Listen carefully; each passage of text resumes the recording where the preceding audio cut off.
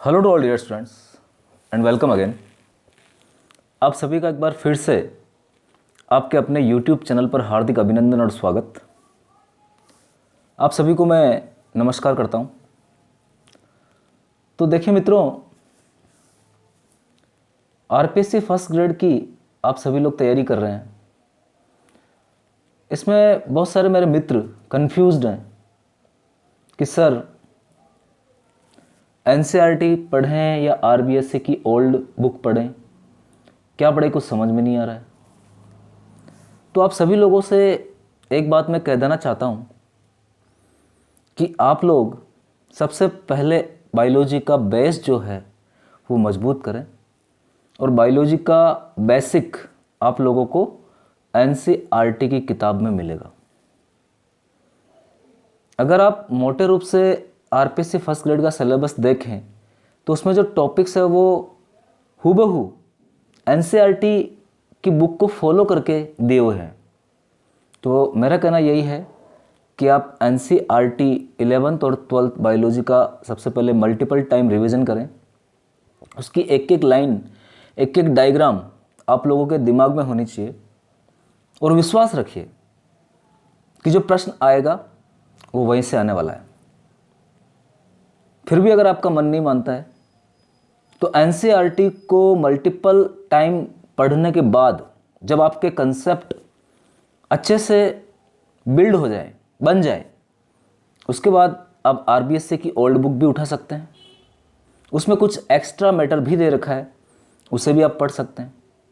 या चाहो तो एनसीईआरटी पढ़कर उसी लेसन को आप आरबीएससी की बुक से पढ़कर अपने नोट्स तैयार कर लो, वो भी एक काम किया जा सकता है।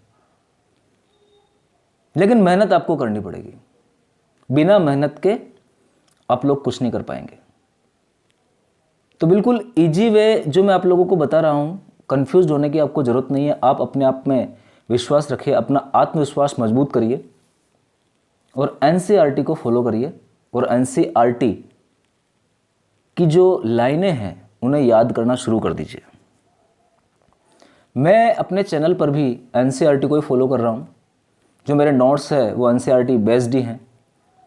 जो मल्टीपल चॉइस क्वेश्चंस मैं अपने चैनल पर करवाता हूँ वो भी एनसीईआरटी बेस्ड हैं।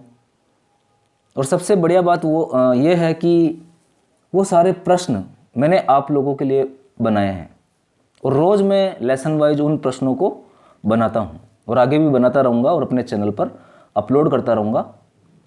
उन प्रश्नों से आप अपनी तैयारी की मजबूती देख सकते हैं कि आपकी तैयारी कितनी मजबूत हुई है।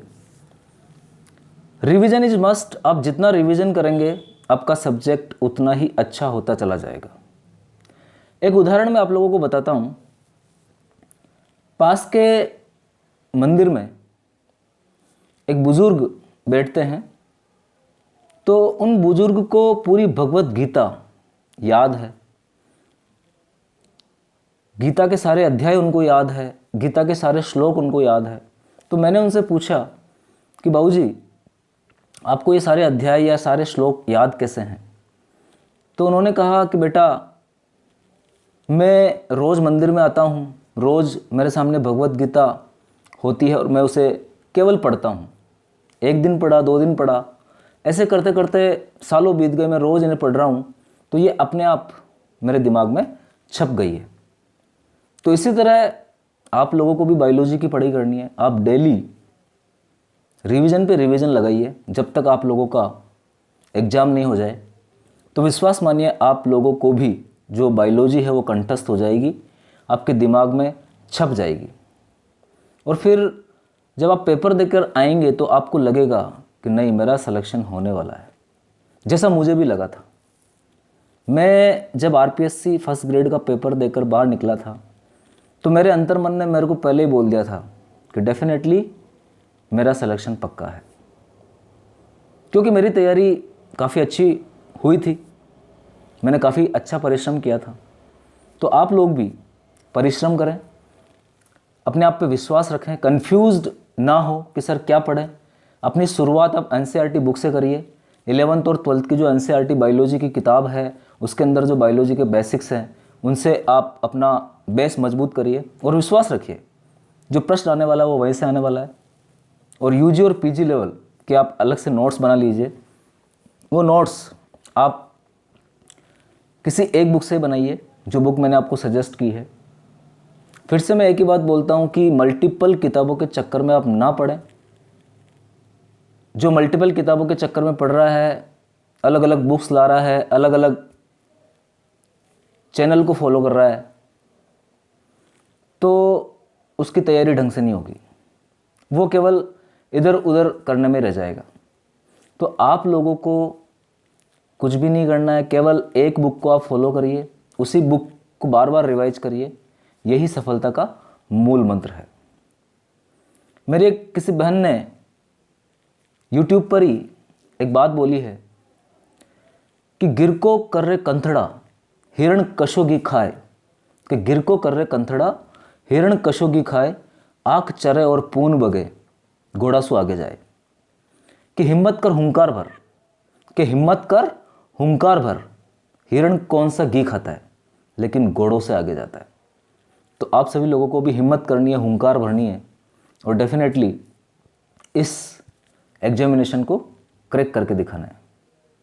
तो आप अपनी तैयारी पर बिल्कुल भरोसा रखिए कि आपकी जो तैयारी है वो काफ़ी अच्छी हो जाएगी।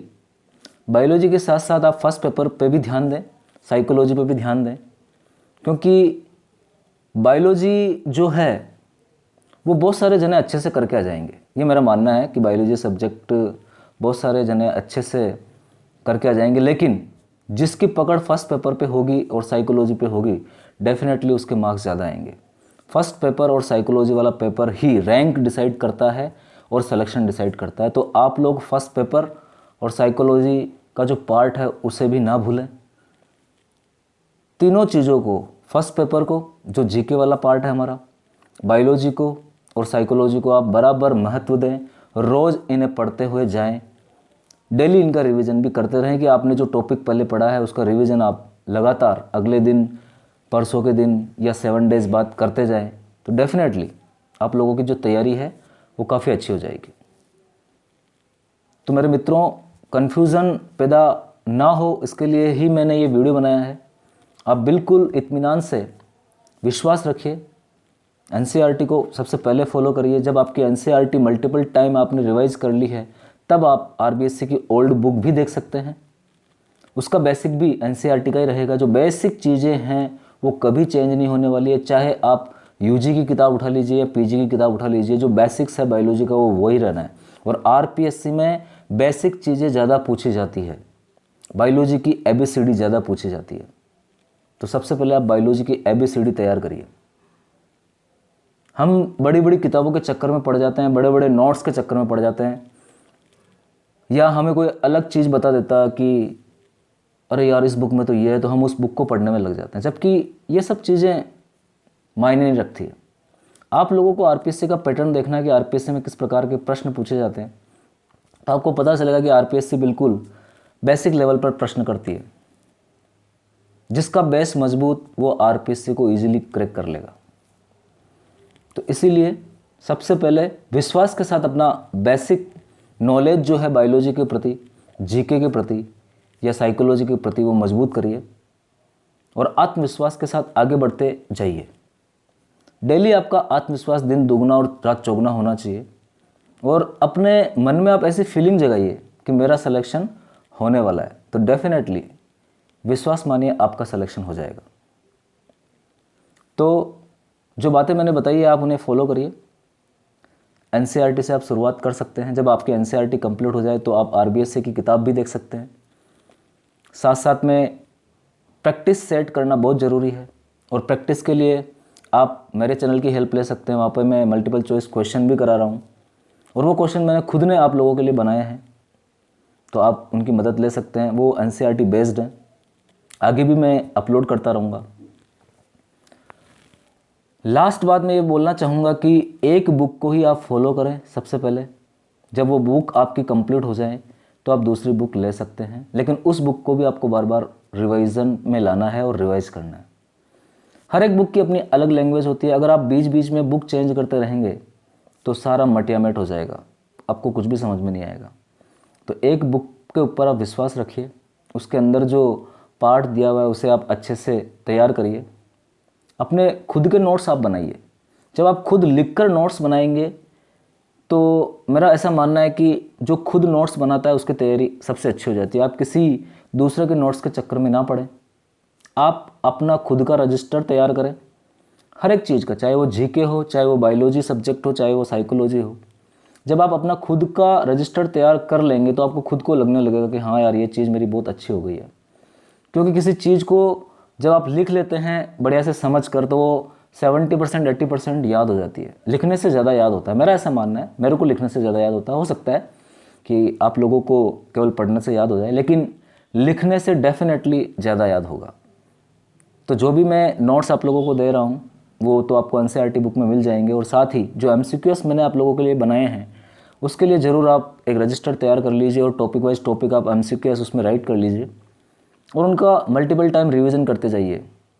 और जब एग्जामिनेशन आएगा तो आपको खुद को लगने लगेगा कि आपकी जो तैयारी है वो काफ़ी अच्छी और स्ट्रॉन्ग हो चुकी है। तो बिल्कुल आप लोगों की अगर और भी कोई क्वेरी है तो आप कमेंट बॉक्स में लिख सकते हैं, मेरे से पूछ सकते हैं। मैं हमेशा आप लोगों के साथ हूँ। डेफिनेटली आप लोगों का आत्मविश्वास बढ़ाने के लिए मैं हमेशा यहाँ खड़ा हूँ। आप अच्छे से तैयारी कीजिए। बहुत बहुत धन्यवाद।